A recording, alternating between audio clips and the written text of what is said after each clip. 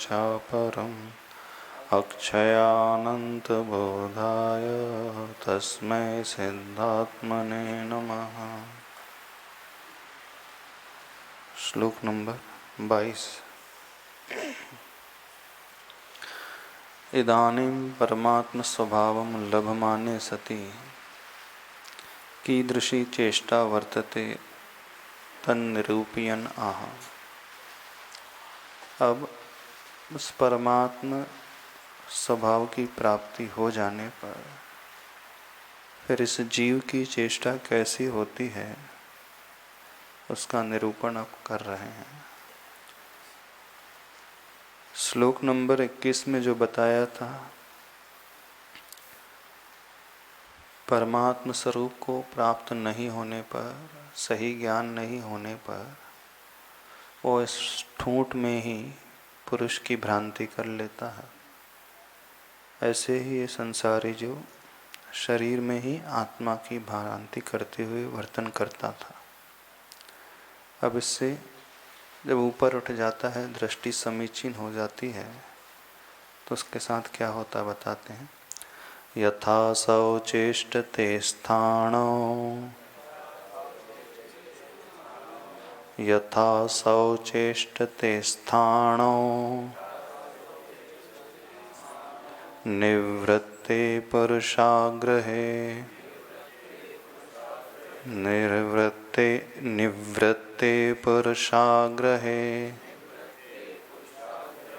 तथा चेष्टोऽस्मि देहादौ विनिवृत्तात्मविभ्रमः। यथा सौ चेष्टते स्थाणो निवृत्ते पुरुषाग्रहे तथा चेष्टोऽस्मि देहादौ विनिवृत्तात्मविभ्रमः।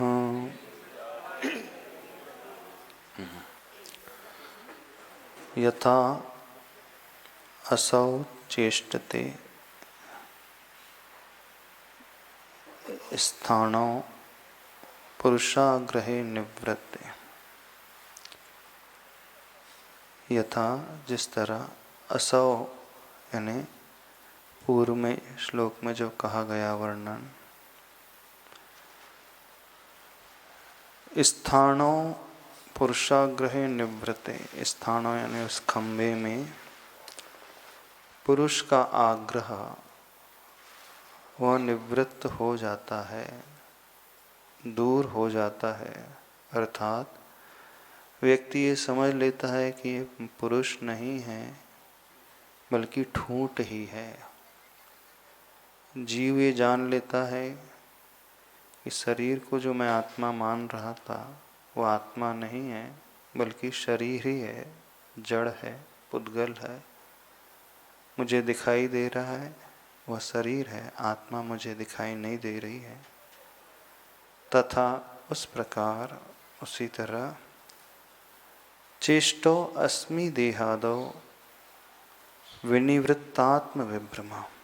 अस्मिन इस शरीर में जो आत्म विभ्रम की चेष्टा दूर हो गई है, तो उस रूप से मैं वर्तन करता हूँ।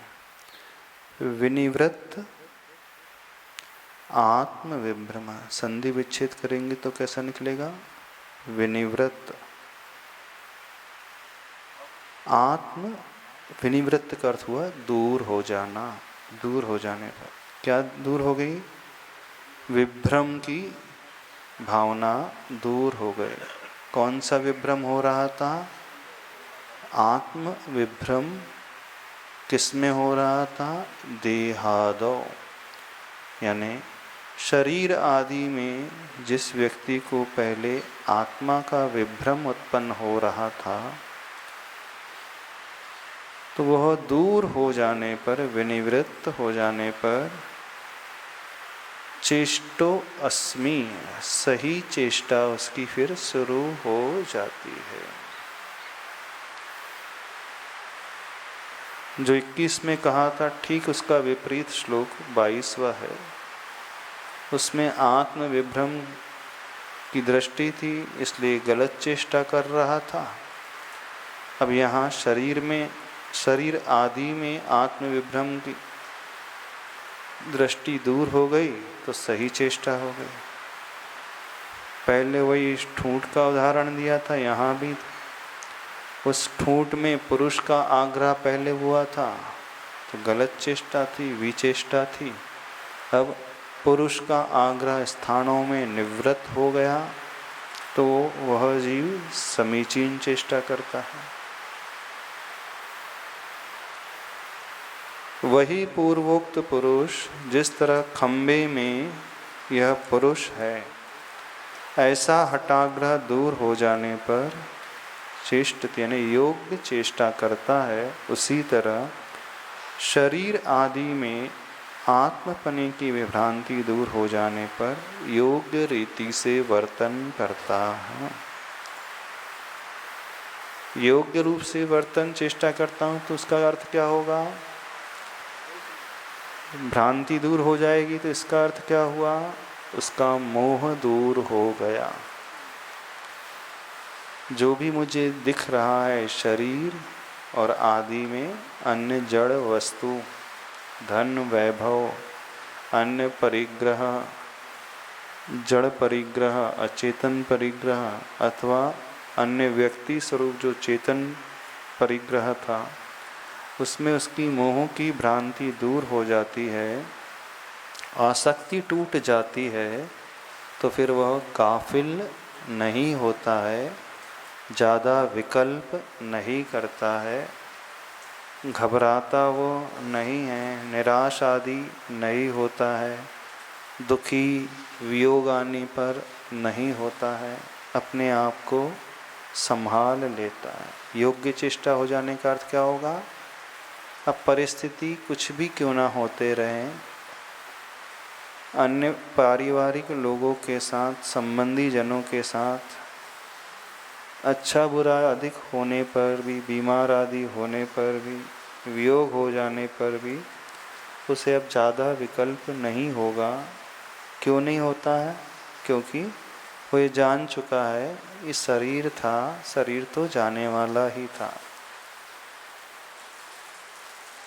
तो विभ्रम निकल गया, चेष्टा सही हो गई, यानी वो अब हर हाल में समता से रहेगा। सही, हाँ माइक दे देना। हाँ, अविरत सम्यक दृष्टि, हाँ उसकी भी चेष्टा सुधर जाएगी। किस रूप में सुधर जाएगी? कि पहले वो बहुत ज़्यादा विकल्प करता था, अब उसका विकल्प करना थोड़ा कम हो जाएगा। पहले वो पूरा पागल हो जाता था, अब थोड़ा झटका लगेगा, थोड़ा शौक लगेगा, लेकिन उपदेश आदि देने पर, संबोधन देने पर वह अपने आप को संभाल लेगा। अविरत सम्यक दृष्टि ऐसा रहेगा। अणुवृत्ति प्रतिमाधारी कैसा रहेगा? उससे भी थोड़ा सा शौक लग सकता है, लेकिन वह 15 दिन के भीतर अपने आप को संभाल लेगा। और मुनि महाराज हैं तो अंतर मुहूर्त में ही अपने आप को संभाल लेंगे, ज़्यादा विकल्प नहीं करेंगे, शोक आदि का भाव अपने भीतर लाएंगे ही नहीं।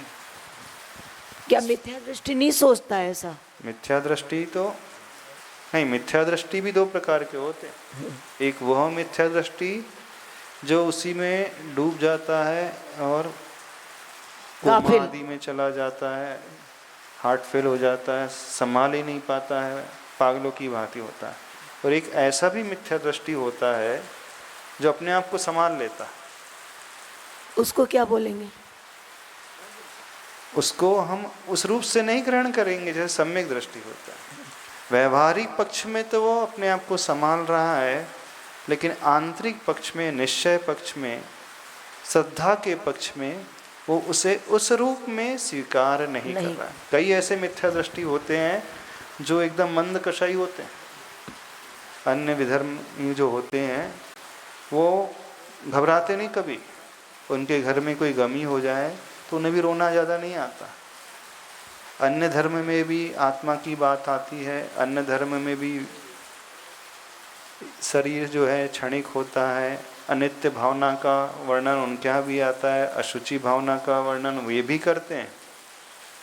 तो अन्य लोग भी उस शरीर को उस रूप से देख लेते हैं, लेकिन अंदर जो सूक्ष्म श्रद्धान होना चाहिए आत्म तत्व का, उसे उस रूप में वो नहीं ग्रहण करते। आत्मा को तो मान लेते हैं, लेकिन आत्मा किस रूप होती है, कहाँ होती है, कैसी होती है, कब से होती है, इसको नहीं मानते। बोले ठीक है, जो भी होती होगी, उसमें हमें ज़्यादा नहीं उलझना है। तो वह अब संशय में लेकर के छोड़ देते हैं, अथवा होगा कुछ तो भी अनध्यवसाय जिसे बोलते हैं ना, क्योंकि सम्यक ज्ञान का जो लक्षण होता है संशय, विपर्याय और अनध्यवसाय से रहित। तो विपरीत तो नहीं होता उन्हें एकदम से, लेकिन अनध्यवसायात्मक होता है। कैसा होता है? अब किसने देखा आत्मा है भी कि नहीं है, आत्मा असंख्यात प्रदेशी है, आत्मा बिंदु प्रमाण है, आत्मा पूरे 3 लोक में फैली है, कि भगवान की ही आत्मा का है अंश हमारे इसमें है, अंश में आया है। बोले इसमें क्यों उलझने, हमें तो अपने आप को संभालना है। तो बस हमें इतना पता है कि हाँ, आत्मा नाम की कुछ चीज़ होती है और मरण होने के बाद कुछ तो भी चले जाती है और थोड़े बहुत कर्म आदि होते हैं। स्थूल रूप से वो मानते हैं, लेकिन सूक्ष्म श्रद्धान उनका नहीं होता। तो वो मुक्ति के स्वरूप, इस अपेक्षा से वह मिथ्या दृष्टि के कोटि में आ जाते हैं। लेकिन वे भी अपनी परिणति यानी शुक्ल लेश्या वाली बना लेते हैं। प्रथम गुण स्थानवर्ती मिथ्या दृष्टि जीव भी शुक्ल लेश्या वाला होता है, और इतना अच्छा से अपने परिणाम को संभालता है, वो बिल्कुल भी स्खलित नहीं होता। उसके मन में विषमता जागती ही नहीं, शोक भी नहीं पैदा होता उससे। ऐसे भी कई मिथ्या दृष्टि हैं, हाँ ऐसे कई मिथ्या दृष्टि, पर वो श्रद्धान उस रूप से नहीं करते। वो क्या छोड़ के टाल देते हैं, अब इसमें क्यों उलझे अपन, आत्मा छोटी है, बड़ी है, शरीर प्रमाण है कि 3 लोक प्रमाण है कि बिंदु प्रमाण है कि नहीं है। बोले हमें जो दिख रहा है, हमारा मेन उद्देश्य क्या है, हमको अपने आप को संभालना है, हाँ हमें समता में, हमें आनंद में रहना है। तो वो यह सोच बना करके अपने आप को संभाल लेते हैं। आचरण उनका बिल्कुल सही नीचे हो रहा है, पर थोड़ा सा आंतरिक दृष्टि से देखे तो वो श्रद्धा नहीं होता। इस अपेक्षा से वो असफल में हो जाते हैं। वो परलोक को सुधारने के लिए क्या चिंतन नहीं, परलोक का तो इसमें उनका भी इस अपेक्षा सुधर जाता है, क्योंकि उनके मंद कषाय रहती है, समता रूप परिणाम होते हैं। और जहाँ मंद कषाय समता रूप परिणाम होंगे तो अशुभ गति होगी नहीं नियम से। वो जीव जो है पुण्य का ही आश्रय करता है। कोई भी समता रखा हुआ है तो वो पुण्य ही कमाएगा, और उस पुण्य के फल स्वरूप वो अच्छी गति को ही प्राप्त करेगा। वो भी स्वर्ग जाता है, क्यों? क्योंकि करुणा भाव उसके भीतर भी रहता है। दूसरों की मदद वो भी करता है, मानवता का पालन वो भी करता है, बीमार का इलाज वो भी कराता है, गरीब की मदद वो भी करता है, और बहुत अच्छे से करते हैं। सेवा भाव बहुत अच्छे से करते हैं। इस करुणा के कारण, इस सेवा भाव के कारण और मंद कषाय के कारण वे बहुत पुण्य का अर्जन कर लेते हैं, और उस पुण्य का फल स्वर्ग आदि की प्राप्ति होती है।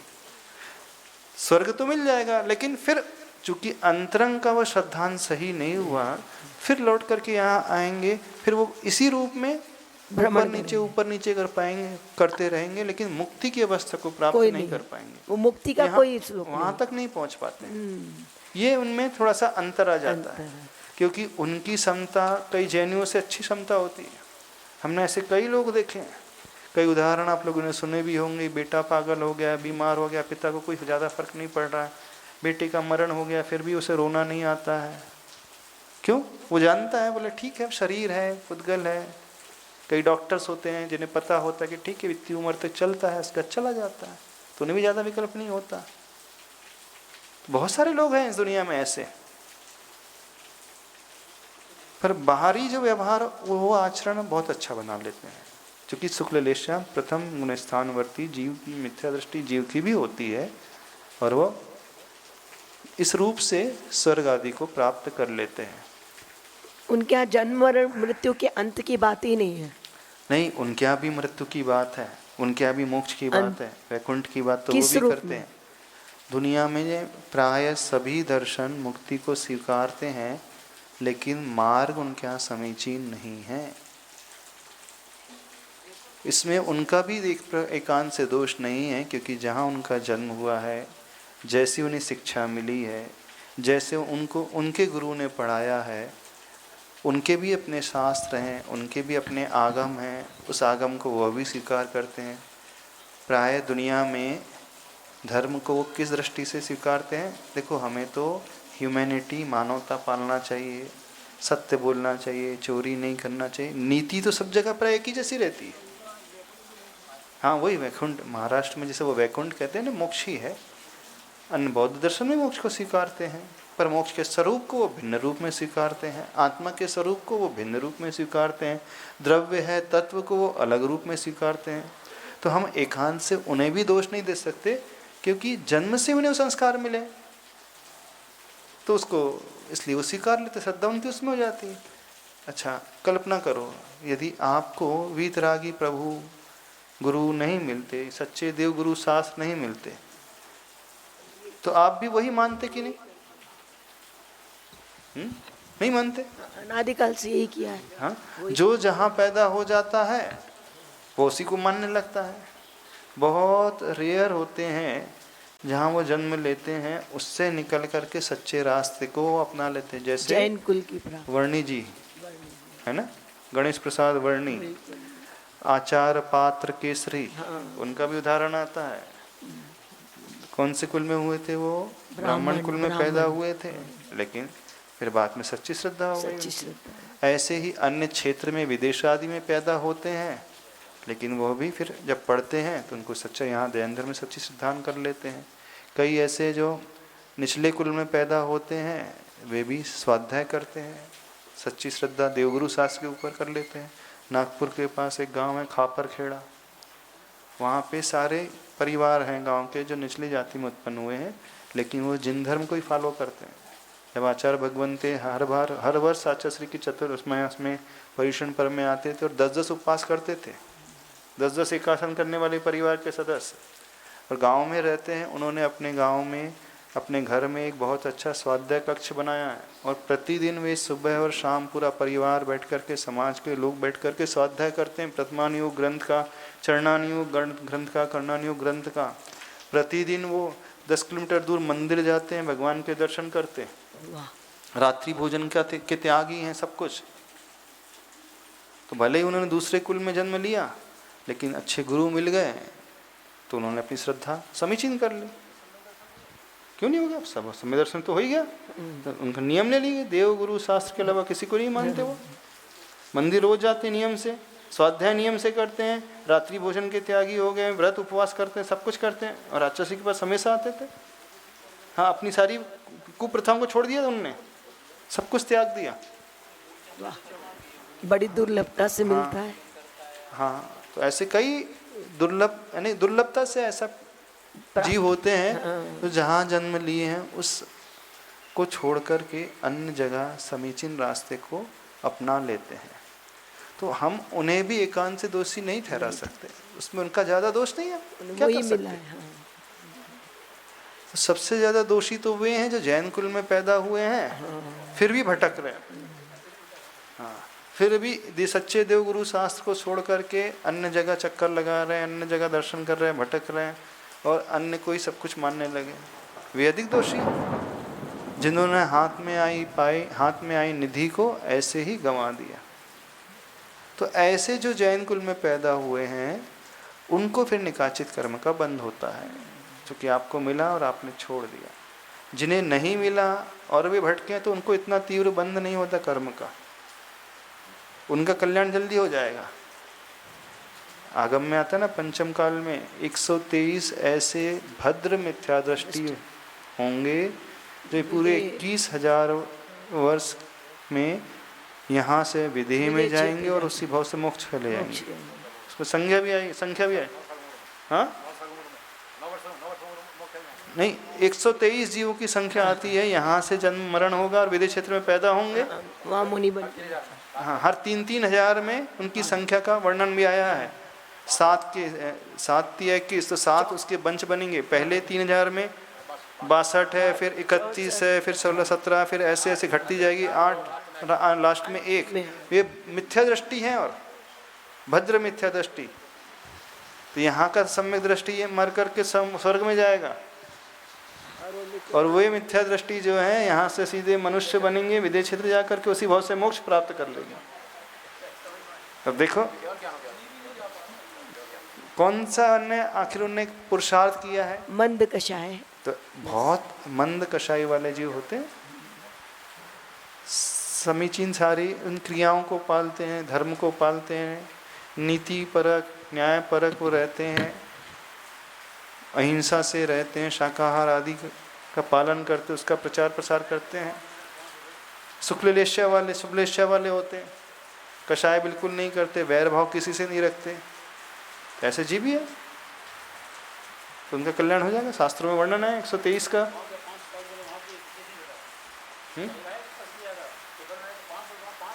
हाँ, कल प्रश्न आया था, 500 वर्ष हो गए, सहारनपुर के पास एक गांव है कि उस गांव में रात्रि भोजन नहीं होता है, मांसाहार का सेवन नहीं होता है, कभी इस गांव में कोई दुष्कर्म नहीं हुआ है, चोरी आदि की घटनाएं नहीं होती हैं, बहुत अच्छे से शाकाहारी वाला वो जीवन अपना करके रहते हैं। कौन सा गाँव? लहसुन प्याज आदि भी नहीं खाते वो लोग। सहारन एक पेपर में घटना आई तो किसी ने प्रश्न पूछा था, गुर्जर समाज में, गुर्जर समाज के लोग, तो ऐसे भी लोग हैं। यहाँ पैदा हो गए तो सबको लगता है कि हम बहुत धर्म कर रहे हैं, बहुत अच्छे से रह रहे हैं।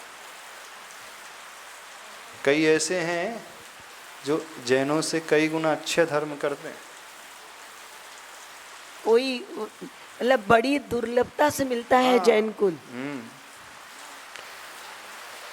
तो जिसकी चेष्टा सुधर जाती है, पुरुष का आग्रह निकल जाने पर खंबे आदि में, ठूठ आदि में, ऐसे ही शरीर आदि में, शरीर में जड़ परिग्रह, धन वैभव में आत्मा का विभ्रम दूर हो जाता है, तो उसकी समीचीन चेष्टा हो जाती है, अर्थात वह समता से सब कुछ, निर्विकल्पता से सब कुछ सहन करेगा, उसे उस प्रकार से संसार में रहते हुए भी भोगेगा आदि।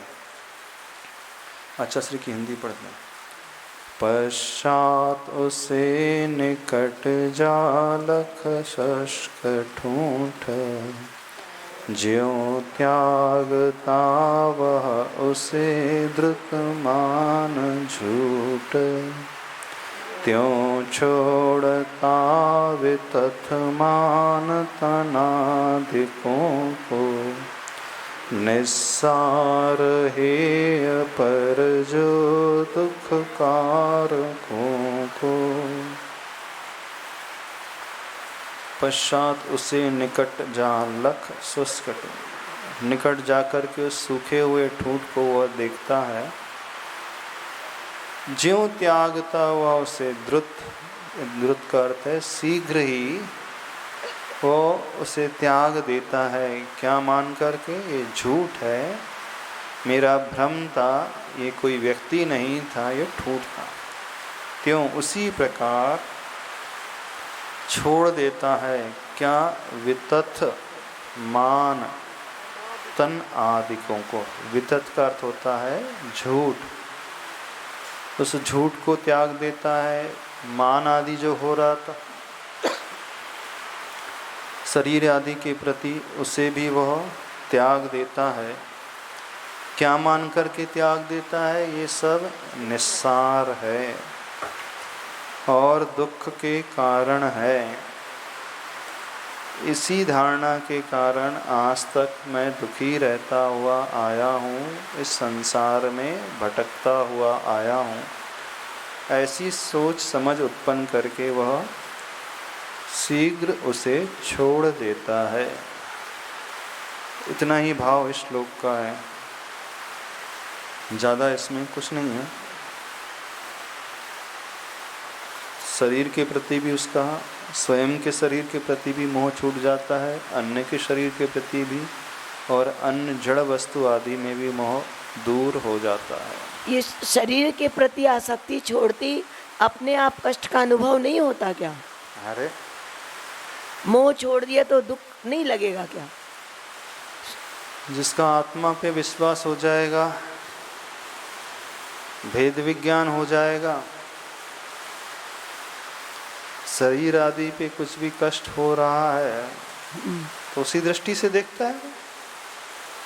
दुख दर्द तो होता है, पीड़ा तो होती है, हाँ, लेकिन हाँ। उस पीड़ा में वह आकुलता नहीं करता है, समता से उसे सहन कर लेता है। ऐसा नहीं कि उसका दर्द दूर हो जाएगा, हाँ, दर्द तो होगा उसे भी, वेद विज्ञानी को भी दर्द होता है। अच्छा, अब मुनि महाराज केस लॉन्च कर रहे हैं तो क्या दर्द नहीं होता है? वही, बाल उखाड़ रहे हैं, मूछ के बाल, दाढ़ी के बाल उखाड़ते, दर्द तो होता है, पर दर्द को वो ध्यान ही नहीं देते। अब अंतराय आ जाता है, प्यास तो लगती है, ऐसा नहीं कि प्यास नहीं लगे। मासोपवासी मुनि महाराज भी हों और गर्मी आदि के समय अंतराय आ जाए तो उनका भी गला सूखेगा, क्यों नहीं सूखेगा गला?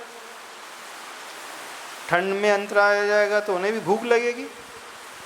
भूख प्यास को जीत थोड़ी लिया उन्होंने, भूख प्यास तो लगेगी, लेकिन उस भूख और प्यास में वो विकल्प नहीं करते, बस ये अंतर हो जाता है। कैसे करूं? जिनकी साधना बरसों पुरानी भी है उन्हें भी वेदना होती है। जिन्हें 50 वर्ष हो गए केस लॉन्च करते हुए, यदि बाल तोड़ा जाएगा तो थोड़ा बहुत तो कष्ट होगा ही, पर वो अभ्यस्त होते चले जाते हैं तो उस ओर उनका उपयोग अधिक जाता नहीं। एक तो ये बहुत बड़ा कारण हो जाता है। दूसरा, उनका भेद विज्ञान इतना मजबूत हो जाता है कि जो भी शरीर में हो रहा है तो सर वो उपयोग ही नहीं लगाते, ध्यान ही नहीं देते। ठीक है, हो रहा है तो हो, शरीर का गुणधर्म है। इसलिए तो कहा जाता है कि अभ्यास कष्ट सहन करने का बढ़ाना चाहिए। हाँ, सबसे बड़ी इसी में आएगी एक गाथा, आखिरी में श्लोक आएगा कि सुख में प्राप्त किया हुआ ज्ञान दुख आने पर नष्ट हो जाता है। इसलिए योगी जो होते हैं चला करके दुखों को सहन करते हैं, परिचय को, उपसर्गों को चला करके सहन करते हैं। पर्वत के शिखर पर गर्मी में चला करके सामायिक ध्यान करते हैं। वर्षा ऋतु में तरुतल के नीचे तपस्या करते हैं और शीत ऋतु में सरोवर के निकट, नदी के निकट, जो योगी भक्ति में पढ़ते हैं ना, वर्षा ऋतु में जल की धारा, मानो बाणों की वर्षा, बस जान करके वो सहन कर रहे हैं। आचार्य श्री जी ने एक बार दोपहर की क्लास में कहा था, दो व्यक्ति हैं, एक कष्ट से पीड़ित हो रहा है, चिल्ला रहा है, रो रहा है, लेकिन अपने संकल्प को नहीं तोड़ रहा, और एक व्यक्ति है जो समता भाव रखे हैं, चुपचाप बैठे हैं, कुछ नहीं है, धीरज रखे हैं। बोले जो कष्टों को सह रहा है वो अधिक निर्जरा कर रहा है। ठीक है, क्योंकि उसने संकल्प लिया जीवन भर के पाप का त्याग का संकल्प है। बोले चिल्लाने को, रोने को आर्त ध्यान, रौद्र ध्यान मत बोलो, उसका ध्येय क्या है? नहीं, यदि पैर में इंजेक्शन लगेगा तो जब सुई अंदर जाएगी, निडल अंदर जाएगी तो दर्द तो होता है, और वो जो चीख निकलती है वो विकल्प के कारण नहीं है, शरीर का एक प्रकार से गुणधर्म है। हाँ। जिसका अभ्यास ज़्यादा हो जाता है तो उसके मुख से चीख नहीं निकलती, और जिसका अभ्यास अधिक नहीं होता है तो कुछ भी शरीर में प्रतिकूलता होती है तो थोड़ा सा वो शरीर उसी प्रकार से रिएक्ट करता है। तो इसलिए कहा जाता है कि अभ्यास कष्ट सहन का बढ़ाना चाहिए। कष्ट सहिष्णु जो होता है वह फिर हर प्रतिकूलताओं को जो परवश आ रही हैं उसे समता से झेल लेता है। कौन झेलता है? लेकिन जो स्ववश उसका अभ्यास करता है, स्वेच्छा से प्रतिकूलताओं को, परिचय को सहन करने का अभ्यास करता है। इसी कारण वे मुनिराज इतनी कठोर साधना करते हैं। जो काय क्लेश तप है इसीलिए रखा गया है, उद्देश्य शरीर को कष्ट पहुंचाना नहीं है। कर्म का नाम ऐसा लगता है कि काय को क्लेश क्यों पहुंचाया जा रहा है। काय क्लेश जो जब बहिरंग तप में रखा है उसका उद्देश्य काय को क्लेश पहुंचाना नहीं है, उसका उद्देश्य उस समता को बढ़ाने का है, सहनशीलता को बढ़ाने का। इस कारण अभ्यास शक्ति के अनुरूप करते चले जाना चाहिए। जितने भी बहिरंग तप होते हैं, चाहे उपवास हो, उपवास उत्तर गुण में आता है, बहिरंग तप जो है उत्तर गुण में आते हैं, मूल गुण में नहीं आते।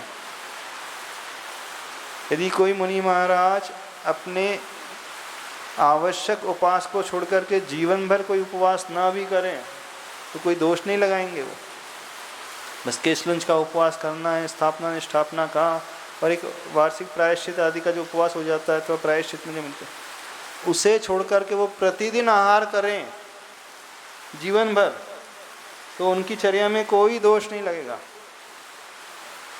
ऐसा नहीं कि वो दोष लगा रहे हैं। श्रावक अष्टमी चौदस का तो आहार उपवास करेगा, त्याग करके आहार है, लेकिन मुनि महाराज अष्टमी चौदस को भी आहार कर सकते हैं। क्यों करते हैं? यानी वो उपवास क्यों कराए जाते हैं? सिर्फ उस साधना को बढ़ाने के लिए। उत्तर गुण कभी कंपलसरी नहीं होते। अब आप कह सकते कि जब मुनि महाराज अष्टमी चौदस को नहीं करते, श्रावक क्या करता? प्रतिमाधारी नहीं, श्रावक की कोई है। कई लोग प्रश्न उठाते हैं, जब मुनि महाराज चौदस को आहार कर सकते हैं, और करते ही बहुत सारे मुनि महाराज करते, अष्टमी को भी करते, और पर्युषण पर में 10 दिन आहार करते, अनंत चौदस को भी आहार करते, और अनंत चौदस को सारे श्रावक प्राय उपवास करते और मुनि महाराज आहार को उठ जाते। तो कई श्रावकों को थोड़ा आश्चर्य होता है, अरे देखो पूरे शहर में उपवास कर रहा, महाराज जुट गए।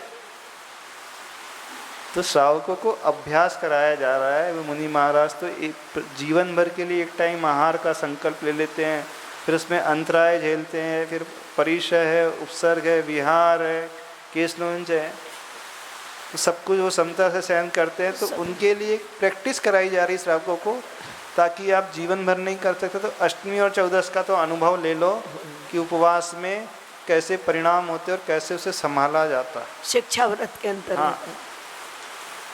तो ये फिर भी जो उपवास किए जाते हैं और कोई उत्तर गुण कर रहा है, तो उनका उद्देश्य यही है कि अपनी सहनशीलता को बढ़ाना, उस तितिक्षा को बढ़ाना। उसी से भेद विज्ञान की दृढ़ता और अच्छी होती है। तो ये कहा गया है।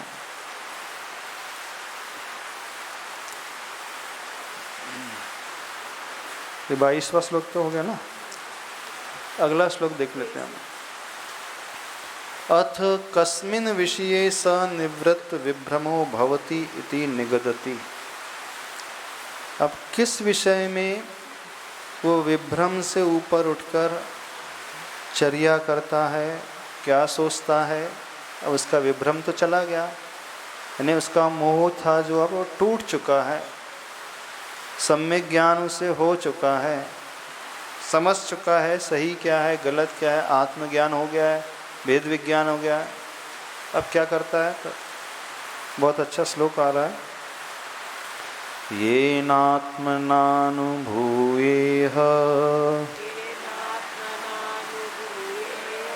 मात्मनैवात्मनात्मने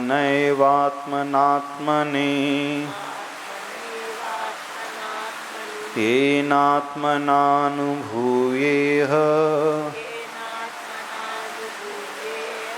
मात्मनैवात्मनात्मने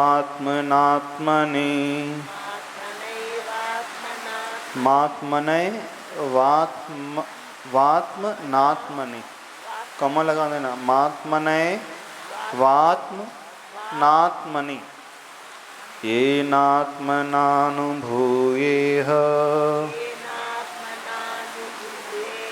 मात्मनैवात्मनात्मनि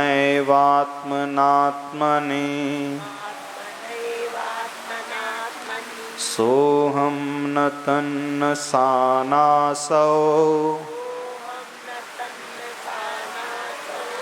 सोहम न तन्न सानासौ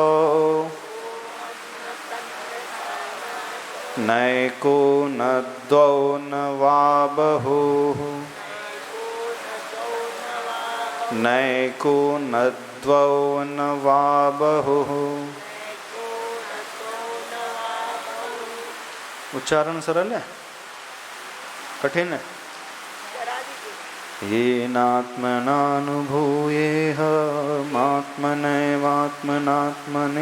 सोहम न तन्न सानासौ नैको न द्वौ न वा बहुः।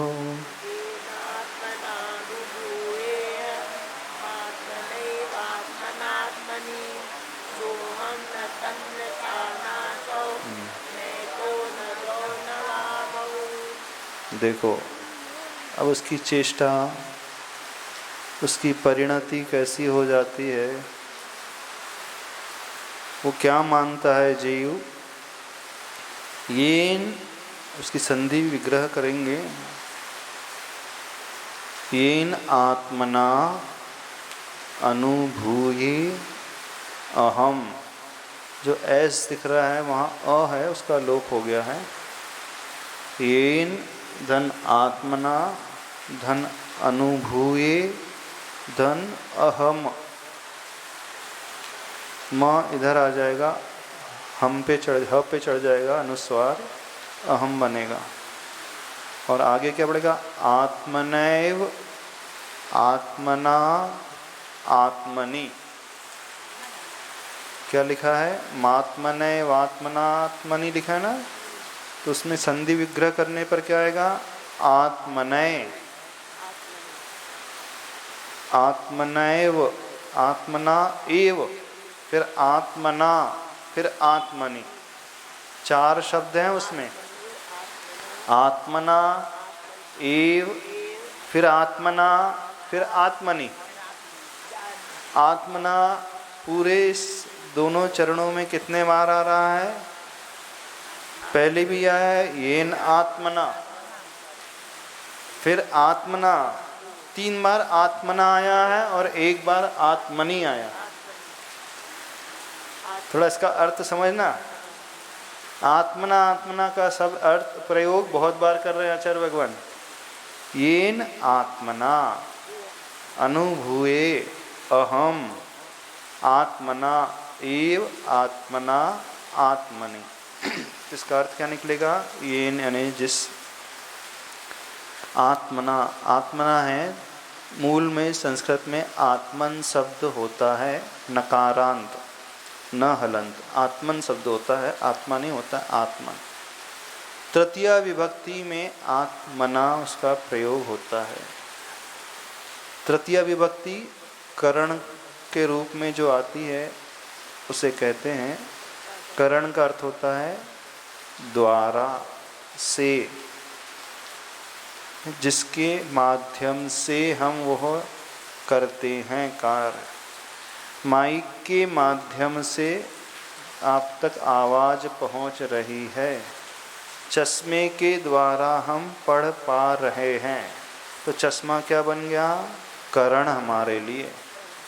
कुल्हाड़ी के द्वारा वृक्ष काटा जाता है, हिंदी में बोलते हैं ना, कुल्हाड़ी के द्वारा वृक्ष काटा जा रहा है। जहाँ भी हिंदी में द्वारा अथवा से का प्रयोग होता है, कुल्हाड़ी से वृक्ष काटा जाता है, तो ये तृतीया विभक्ति कहलाती है, यानी करण कहलाता है, जिसके प्रयोग से वह कार्य संपादित होता है।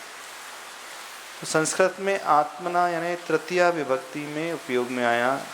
तो येन आत्मना, जिस आत्मा से आत्म स्वरूप से अनुभूये यानी मैं अनुभूत, अहम यानी मैं अनुभूत करता हूँ, अनुभव करता हूँ।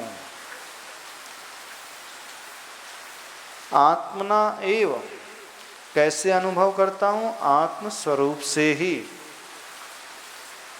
और किसके द्वारा कर रहा हूँ, करण कौन है, अपने ही आत्मा के द्वारा, अपने ही आत्मा से, अपने ही आत्म स्वरूप में से ही, अपनी ही आत्मा में अनुभव करता हूँ।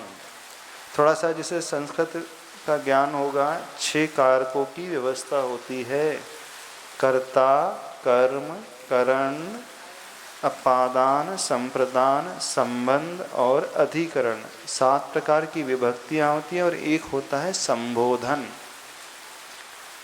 दुनिया में जब भी संबंध होता है तो वहाँ पर 2 हो जाते हैं। जैसे कर्ता ने, हिंदी में बोलते कर्म को करण से, संप्रदान के लिए अपादान से, काके की संबंध, फिर अधिकरण में ऐसा रखता है। राम जो है इस पुस्तक को अपनी आँखों के द्वारा दूसरों के लिए पढ़ाता है, टेबल में रखकर, इतनी सारी विभक्ति हो गई, दो हो गए, यहाँ पे दो का संबंध हो गया, उसके अनुसार बताया।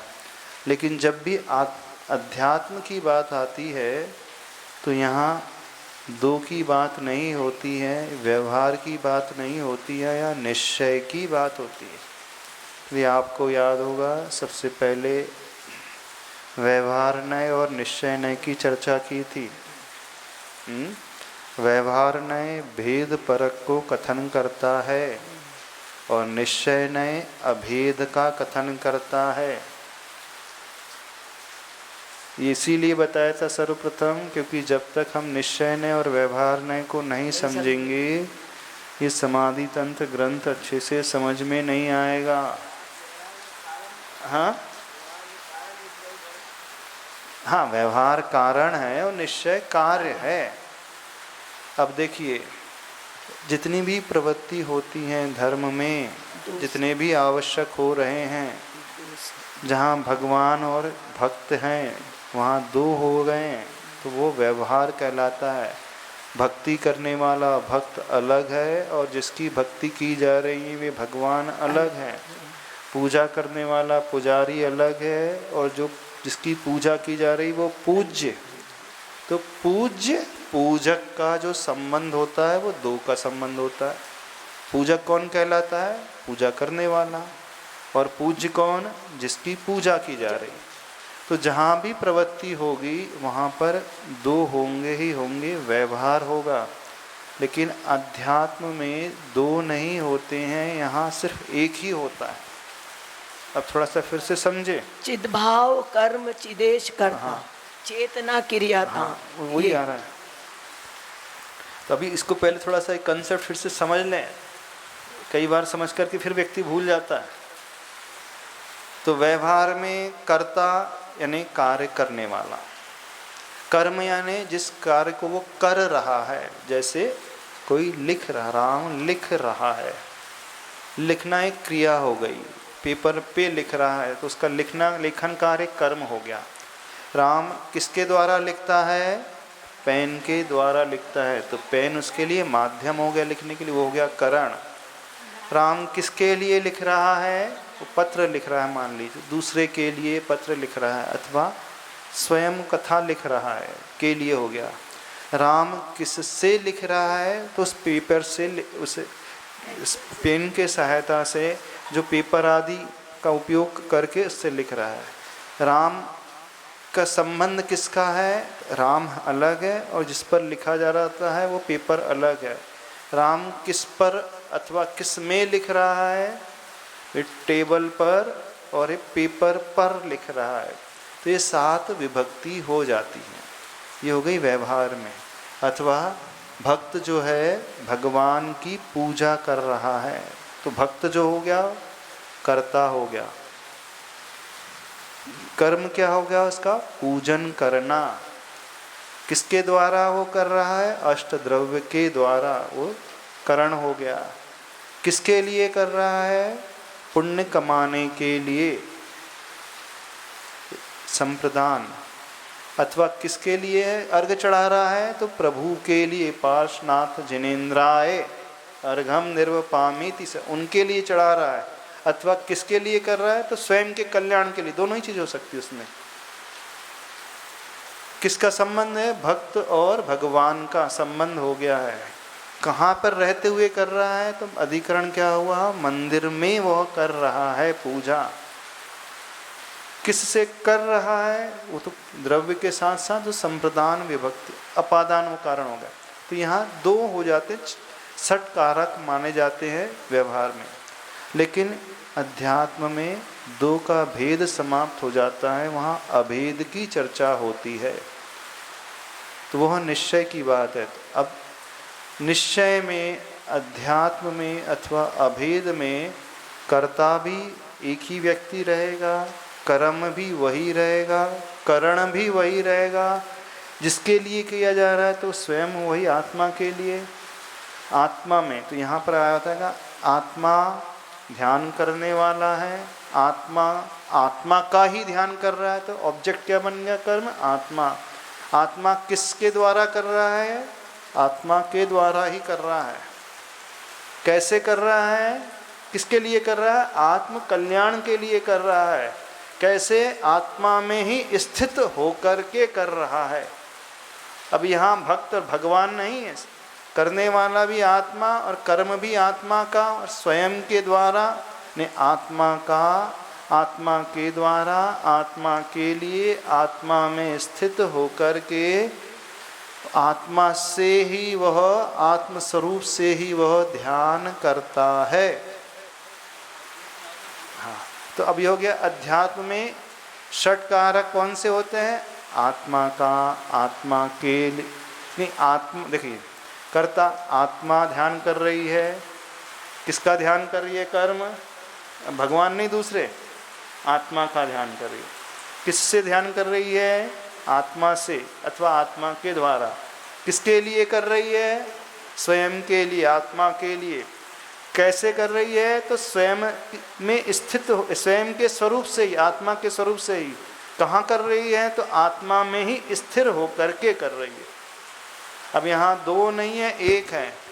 आत्मा, आत्मा का, आत्मा के द्वारा, आत्मा के लिए, आत्म स्वरूप से ही आत्मा में स्थिर होकर के वे ध्यान करते हैं।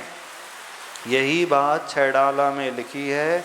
चिद्भाव कर्म चिदेश करता चेतना क्रिया जहाँ। तीनों अभिन्न अखिन्न अखिन्न शुद्ध उपयोग की निश्चल दशा।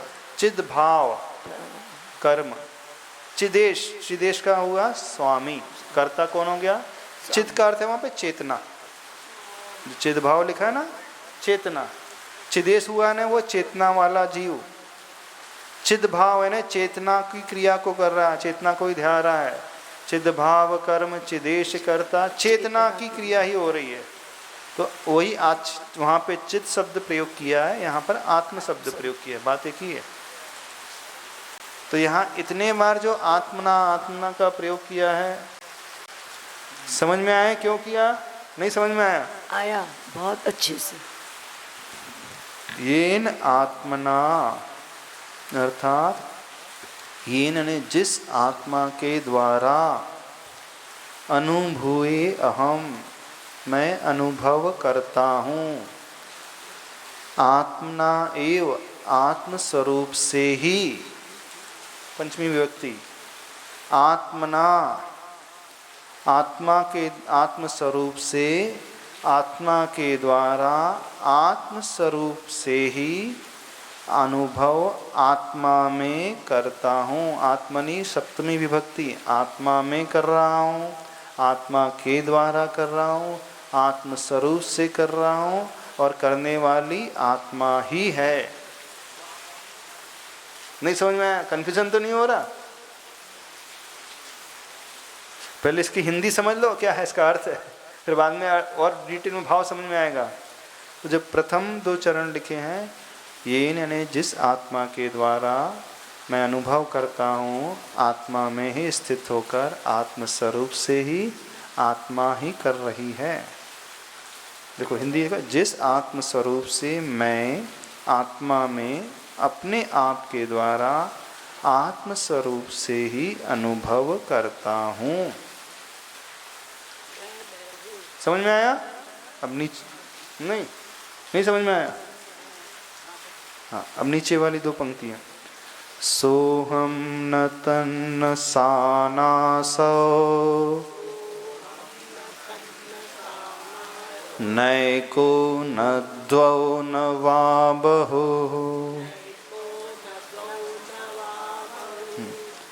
सो अहम, अहम यानी मैं,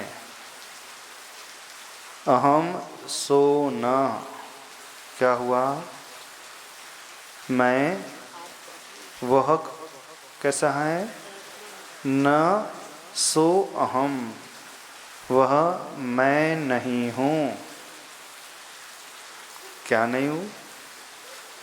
मैं, अहम सो न, मैं वह नहीं हूँ।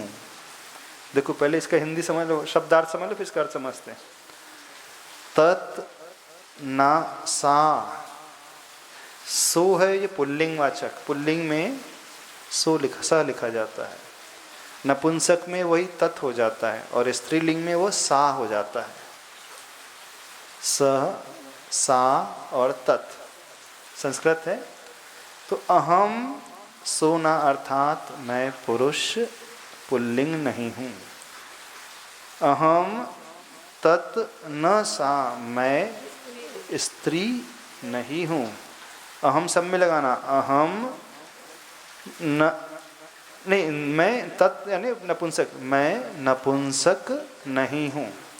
अहम तत् न, मैं नपुंसक नहीं हूँ। फिर अहम सा ना यानी मैं स्त्री नहीं हूँ। कौन कह रहा है? वो आत्मा क्या, जिसका विभ्रम टूट गया है।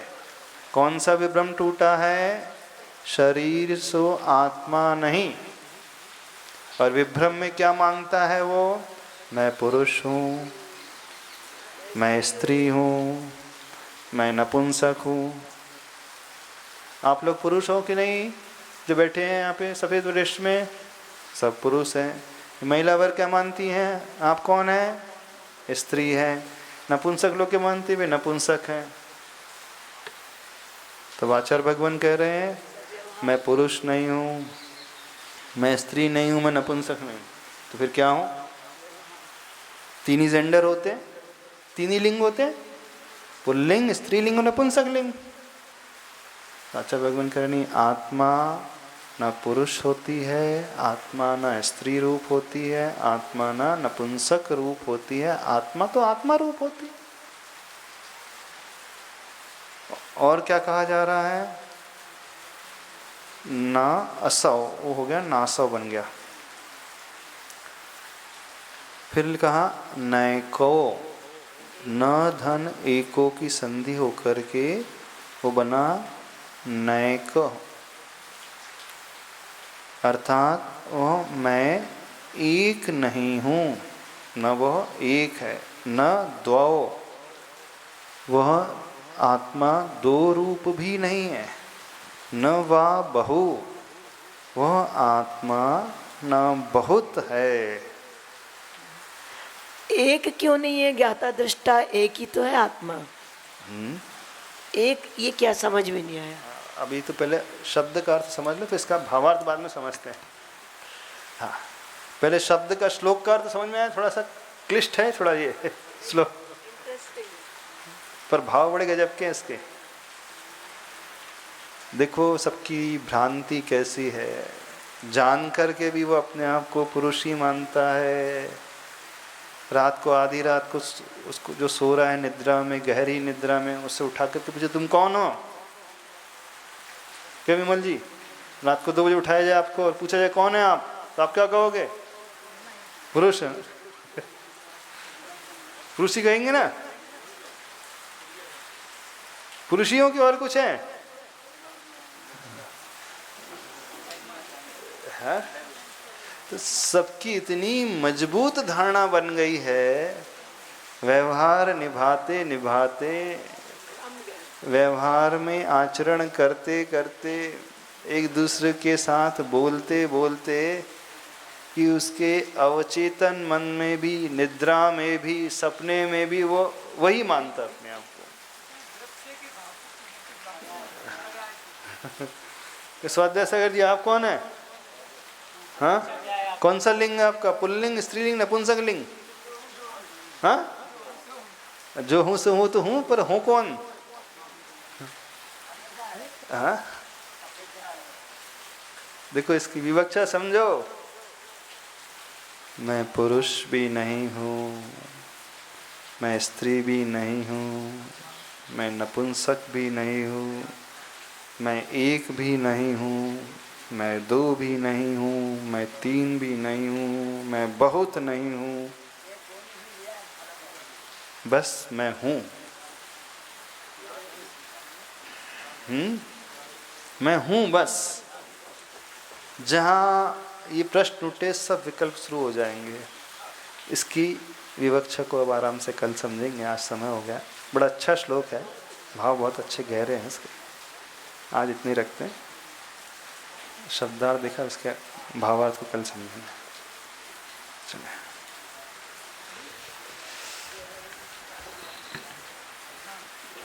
बोधि समाधि परिणाम शुद्धि स्वात्मोपलब्धि शिव शौक सिद्धि चिंतामणि चिंतित वस्तुदान तोमन मानस नमास्तु।